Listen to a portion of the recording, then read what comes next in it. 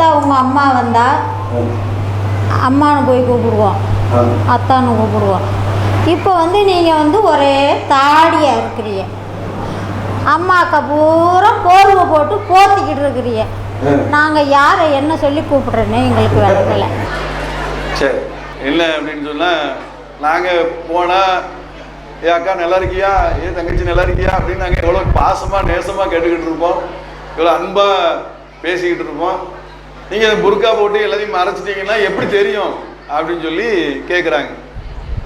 அப்போ அவங்க சொல்கிற மாதிரி எங்களுடைய உறவுகளுக்கு, நாங்கள் எங்களுக்குள்ள அக்கா தங்கச்சியா ரொம்ப நேசமாக பழகினவங்களுக்கு கூட உறவுகளுக்கு மத்தியில் கூட இந்த புர்கா ஒரு தடையாக இருக்கு, ஏன் அப்படி செய்கிறீங்க அப்படின்னு சொல்லி கேட்குறாங்க.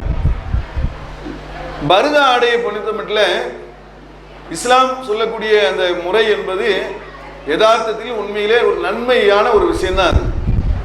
ஆனால் முஸ்லிம்கள் விளங்காம சில விஷயம் செய்யறாங்க. அதனாலதான் அவங்க அந்த அக்கா சொல்ற மாதிரி யாருமே தெரியாத அளவுக்கு போயிருந்துல்ல. அப்படி இஸ்லாம் சொல்லலை.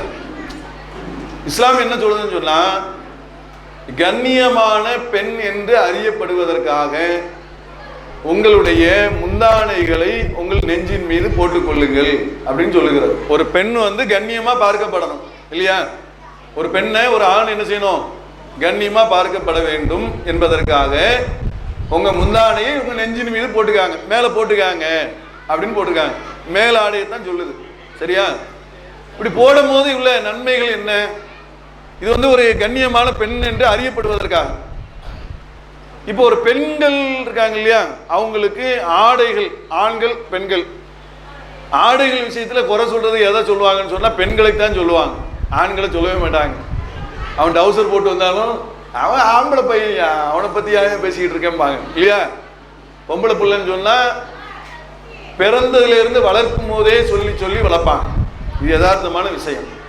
இப்ப நான் கேட்கிறேன் என்ன அப்படின்னு சொன்னா, இப்ப பிள்ளை பிறந்து வளர்ந்து ஆளாகி வரும்போது ஒரு வயசு வந்த நிலையில் இருக்கும்போது அந்த பெண்ணை நம்ம எப்படி வளர்த்தோம் அப்படின்னு சொன்னா, எவ்வளோ நீ வயசுக்கு வந்துட்ட, ரொம்ப கவனமா கண்ணியமா இருக்கணும், ஊரார்கள் கண்ணெல்லாம் அவன் மேல படும், இதெல்லாம் சொல்லி வளர்த்தோமா இல்லையா? அப்படிதான் சொல்லி வளர்த்தோம். பொம்பளை பிள்ளைய என்ன செஞ்சோம்? எல்லா தாய்மார்களுக்கும் தெரியும். அப்படிதானக்கா? எல்லாருமே தன்னுடைய பிள்ளைகளை வளர்க்கும் போது, பொம்பளை பிள்ளைய வளர்க்கும் போது எப்படி வளர்ப்பாங்க? நீ வளர்ந்து வளர்ந்து வர்ற, பெரிய பிள்ளைய ஆகுற, ஊர் உலகம் சரியில்லை, அதனால நீ இப்போ வயசுக்கு வர வந்துட்ட, நீ பெரிய பிள்ளைய ஆகிட்ட, உன்னுடைய ட்ரெஸ்ஸை புத்தானையை போட்டுக்க, அதை போட்டுக்க, இதை போட்டுக்க, அப்படி நடக்கக்கூடாது, இப்படி நடக்கக்கூடாது, அங்க போகக்கூடாது, இங்க போகக்கூடாது, அங்க போனா யாரும் இல்லாத இடத்துக்கு போயிடக்கூடாது, இப்படி சொல்லி வளர்க்கிறோமே, இது பெண்ணடிமைத்தனமா அல்லது அந்த பெண்ணை பாதுகாக்கக்கூடிய உரிமைத்தனமான்னு பார்க்கணும். அந்த பெண்ணை பாதுகாக்கக்கூடிய உரிமை தான் அது. நல்ல விளங்கிக்காங்க. இன்னைக்கு குஜராத்தில் 40,000 பெண்கள் காணாம போயிருக்காங்க. குஜராத்தில் 40,000 பெண்கள் காணாம போயிருக்கிறாங்க. காணாம போனாங்கன்னா எங்க போனாங்க? காணாம அப்படி போயிட்டாங்களா? எங்கேயோ போயிட்டாங்களா? 40,000 சும்மா இல்ல, 40,000 பெண்கள் காணாம போயிருக்கிறாங்கன்னு அரசு சொல்லுகிறாரு. அரசு ஆவணத்தில் பதிவு செய்யப்பட்டது. பதிவு செய்யப்படாம எத்தனை தெரியாது. இப்ப அந்த 40,000 பெண்களுடைய நிலை என்ன? எதற்காக அவங்க காணாமல் போனார்கள்? எதுல அவங்க காணாமல் போயிட்டா காணாமல் போனார்கள்? கடத்தப்பட்டார்களா? கொலை செய்யப்பட்டார்களா? கற்பழிக்கப்பட்டார்களா? அவங்களுடைய வாழ்வு நிலை என்ன? அதற்கு அரசாங்கம் இதுவரைக்கும் எந்த தீர்வையும் சொல்லலை. யாருன்னு தெரியல. 40,000 பேர் காணும். ஏன் இந்த நிலை வருது அப்படிங்கிறத நீங்க கவனிக்கணும். பெண்களை அது சில இது கொடூர சிந்தனை உள்ளவர்கள் கடத்தக்கூடிய அந்த மாதிரியான நிலையில் இருந்தால் எப்படி வேணாலும் கடத்திடுவான். ஆனால் பெண்களை ஆடை ரீதியாக அவங்களை பாதுகாக்க வேண்டும் என்று உலக அளவில் எல்லாருமே ஏற்றுக்கொண்ட ஒரு விஷயம் தான் அது. எந்த அளவுக்குன்னா, மதுரை ஆதீனம் அவங்க இறக்குறதுக்கு முன்னாடிலாம் சொல்லுவாங்க, இந்து பெண்கள் இஸ்லாமிய பெண்கள் போடுற மாதிரியான ஆடையை அணிந்தால் ரொம்ப பாதுகாப்பா இருக்கும் அப்படின்னாங்க. சொன்னது நானும் சொல்லல, மதுரை ஆதீனம் சொன்னாங்க. ஏன் சொன்னாங்கன்னா, ஆண் வர்க்கத்திட்ட இருந்து அவங்கள பாதுகாத்துக் கொள்ளலாம். அது உண்மைதான் இல்லையா? யோசிச்சு பாருங்க. இப்ப என்ன அப்படின்னு சொன்னா, இப்போ பெண்கள் இஸ்லாமிய பெண்கள் முகத்தை, அவங்க முகம் தெரியும் சரிங்களா, கை தெரியும், மேல இருந்து துணி போட்டு மூடிக்கிடுவாங்க. கருப்பு ஆடை தான் போடணும் இல்லை, அது அவங்க விரும்பி போடுறது. அவங்க வேற கலர்லயும் போட்டுக்கிடலாம் சரிங்களா. இப்ப முகம் தெரியும், கை தெரியும், கால் தெரியும். ஒரு பெண் வெளியில வரும்போது இது தெரிந்தால் போதுமானது தான் என்பதுதான் யதார்த்தமான விஷயம். ஏனென்று சொன்னால் ஒரு பெண் வெளியே வரும்போது அவர்களுக்கு ஏராளமான தொல்லைகள் கொடுக்கப்படுகிறது என்று சொல்லி ஒரு பெண்ணே வந்து பொதுவெளியில் வந்து சொன்னாங்க. மோனிகா என்ற ஒரு சினிமா நடிகை, தமிழகத்தில் மோனிகா என்ற ஒரு சினிமா நடிகை, அவங்க எப்பவுமே டி நகர் பகுதிக்கு போவாங்களாம். போகும்போது அந்த இடி மன்னர்கள் அவங்க பார்வையினால அந்த மாதிரியான நிலையில உள்ளவங்க என்ன பண்ணாங்கன்னா அவளை ரொம்ப கொடுமைப்படுத்துவாங்களாம். வெளியில ஒரு சந்தோஷமாகவே போயிட்டு வர முடியாதாம். அப்போ ஒரே ஒரு நாள் அவங்களுடைய முஸ்லீம் ஒரு ஃப்ரெண்டுடைய புர்காவை எடுத்து போட்டுட்டு போயிருக்கிறாங்க. அன்னைக்கு எந்த கடைக்கு போகும்போது ஒரு பிரச்சனையும் கிடையாதான். ரோட்ல போகும்போது ஒரு பிரச்சனை இல்லை, கடைக்கு போகும்போது ஒரு பிரச்சனை இல்லை, ஜாமா வாங்கும் போது பிரச்சனை இல்லை, அங்க பேசிக்கிட்டு இருக்க மக்கள் மத்தியில் பிரச்சனை இல்லை, ஜாலியா போயிட்டு ஜாலியா வந்தாங்களா, எந்த டென்ஷனுமே இல்லையா. அப்ப அவங்க சொன்னாங்க என்ன சொன்னாங்கன்னா, நான் இன்றுதான் முழு சுதந்திரத்தை பெற்றேன் அப்படின்னு அவங்க சொல்றாங்க. மோனிகா என்ற ஒரு சினிமா நடிகை அவங்க சொல்லிட்டு நான் பெருதா அடையும் அணிய போறேன்னு சொல்லிட்டு அவங்க அணிஞ்சு ஒரு இஸ்லாத்துக்கே வந்துட்டாங்க. அவங்க நான் எதுக்கு அதை சொல்றேன்னு சொன்னா, கமலா சுரைக்கான்னு சொல்லி கேரளாவில் பெண் உரிமைக்காக பாடுபட்ட ஒரு பெண்மணி அந்த அளவுக்கு ரொம்ப இது பண்ணாங்க. தன்னுடைய ஒரு பிள்ளையை வந்து ஒரு முஸ்லீம் பிள்ளையை எடுத்து வளர்த்தாங்க. அவங்க வளர்த்து அந்த பிள்ளைகளுக்கு இஸ்லாமிய அடையாளத்திலே வளர்க்குறேன்னு வளர்த்தாங்க. அவங்களும் ஒரு கட்டத்தில் என்ன செஞ்சா, அந்த பருதா ஆடை அணிஞ்ச பிறகு இது பெண்களுக்கு வலுவான ஒரு பாதுகாப்பு, ஒரு கேடயம் அப்படின்னு சொல்லி அவங்க சொன்னாங்க. அப்போ பெண்களுக்கு ஆடை என்பது பாதுகாப்பான பாதுகாப்பு தான். அது ஆணும் பெண்ணும் சமமானது கிடையாது. ஆண் ஒரு டவுசர் போட்டு போனா கூட ஒரு பெரிய அளவில் அவனுக்கு ஒரு பிரச்சனை கிடையாது. பெண் ஆடை குறைக்க அவனுக்கு பல பிரச்சனைகள் வருகிறது, இல்லைன்னா மறுக்க முடியாது. இப்போ கத்தார் இருக்குல்ல, கத்தாரில் உலக கோப்பை கால்பந்து போட்டி நடந்தது. அப்போ பல நாடுகள் இருந்து பெண்கள்லாம் வந்தாங்க. யாரெல்லாம் மேலை நாட்டு பெண்கள், அவங்க எப்படி இருப்பாங்கன்னு உங்களுக்கே தெரியும்.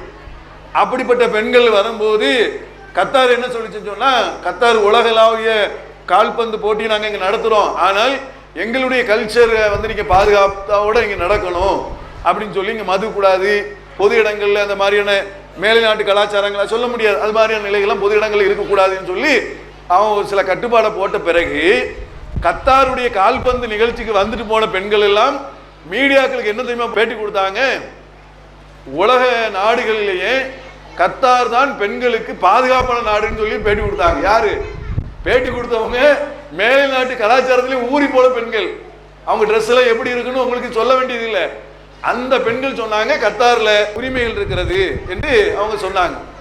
அப்ப எந்த அடிப்படைன்னு சொன்னா, பெண்களுக்கு ஆடை என்பது ஒரு அடிமைப்படுத்தக்கூடிய தன்மை கிடையாது, அது பாதுகாப்பு தான். அது இப்போ நீங்க பஸ்ல போறோம்னு வைங்களேன், பஸ்ல போகும்போது நகை போட்டு போறாங்கன்னு வைங்க, இங்க இருந்து சென்னை வரைக்கும் போறீங்க, நகை போட்டு போறீங்கன்னு வைங்க, அப்போ பயந்துகிட்டே போனோம், பின்னாடி உள்ள திருடம் எடுத்துருவானா பிடிங்கிருவானா, அதை பண்ணா தூக்கமே வராது. அடுத்த நாள் கல்யாண வீட்டில் போய் என்ன செய்யணும், தூங்கி விடணும். உண்மையா இல்ல, வீட்டுக்காரர் நல்லா தூங்குவாரு, நம்ம வீட்டுக்காரர் நல்லா கொரட்டை விட்டு தூங்குவாரு, அக்கா தூங்க மாட்டாங்க. அக்கா என்ன செய்வாங்க, இப்படியே முடிச்சுக்கிட்டே இருக்கணும். உண்மையா இல்லையா? பர்தாடா நினைச்சுக்கிட்டு 50 பவுன் நகை போட்டாலும் தெரியாது, 20 பவுன் நகை போட்டாலும் தெரியாது, அது பாட்டுக்கு பேசாம இருக்கு, டிஸ்டர்பும் இருக்காது. அப்ப அது ஒரு பாதுகாப்பு ஆயிருதுல்ல. நகையில் இருந்து பாதுகாப்பு, ஆண்களிடம் இருந்து பாதுகாப்பு, இது மாதிரியான மோசமான நிலையில உள்ளவர்களிடம் இருந்து நமக்கு பாதுகாப்பு. அப்ப பெண்கள் ஆடை வந்து அதிகமா போடணுங்கிறது உலகம் ஏற்றுக்கொண்ட ஒரு விஷயம் தான். அது கல்ச்சர் மாறுது. டெய்லர் தானே அதை தீர்மானிக்கிறான். டெய்லர் எதை தீர்மானிக்கிறானோ அதுதான் பெண்கள் ஆடையாக போடக்கூடிய ஒரு சூழ்நிலை உருவாகி இருக்கிறது. அது கிடையாது. நம்முடைய பெற்றோர்கள் மூதாதையர்கிட்ட போய் கேளுங்க, நாங்களாம் அன்னைக்கு இழுத்து போத்திட்டு இப்படி நடந்தோம் அப்படி நடந்தோம் சொல்லுவாங்களே இல்லையா? அதுதான் இஸ்லாம் சொல்கிறது. அதே நேரத்தில் வீட்டில் கூட அப்படி இருப்பாங்கன்னா அப்படிலாம் கிடையாது. அவங்க வீட்டில் அவங்க யதார்த்தமான அவங்களுடைய தந்தை இடத்துல இருக்கும்போது அவங்க சாதாரணமாக இருந்துக்கிடலாம், தங்களுடைய சகோதரர்களிடம் இருக்கும்போது சாதாரணமாக இருந்து விடலாம், தன்னுடைய கணவனிடத்தில் இருக்கும்போது அலங்காரமாக கூட இருந்துக்கிடலாம், அதெல்லாம் தப்பு இல்லை. அங்கேயும் புர்கா போட்டு அப்படிலாம் கிடையாது. கணவனிடத்துல எவ்வளவு வேணாலும் அலங்காரமாக செஞ்சுக்கிடலாம். ஒரு பெண் எந்த அளவுக்கு அலங்காரமாக இருக்க வேண்டுமோ அந்த அளவுக்கு அலங்காரமாக கணவனிடத்தில் இருக்கலாம், இருக்க வேண்டும் என்று இஸ்லாம் சொல்லுது.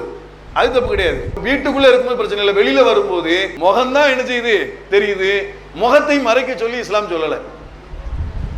சில பெண்கள் என்ன செய்றாங்க, கொஞ்சம் அந்த விஷயங்கள்ல கூடுதலா போய் என்ன செய்றாங்க, முகத்தை மறைச்சிட்டு கண்ணு மட்டும் தெரியுற மாதிரி வைக்கிறாங்க. இது இஸ்லாம் சொல்லக்கூடிய விஷயம் கிடையாது. இஸ்லாம் நபிகள் நாயகம் காலத்துல நபிகள் நாயகம் அவங்களுடைய மனைவிக்கு சொன்ன ஒரு விஷயம். அவங்க ராணி, அந்த நாட்டினுடைய ராஜா நபிகள் நாயகம், அவங்க தான் அரசர், அவங்களுடைய மனைவி ராணி. அவங்க ராணிக்கு சொன்ன ஒரு விஷயம், நபிகள் நாயகத்தினுடைய மனைவிக்கு சொன்ன ஒரு விஷயமே தவிர மற்ற எல்லா பெண்கள் போல நீங்க கிடையாது. ஏன்னா நபிகள் நாயகத்தினுடைய அவங்களுடைய மனைவியை யாரும் திருமணம் முடிக்க முடியாது, அவங்க இறந்து போன பிறகு கூட.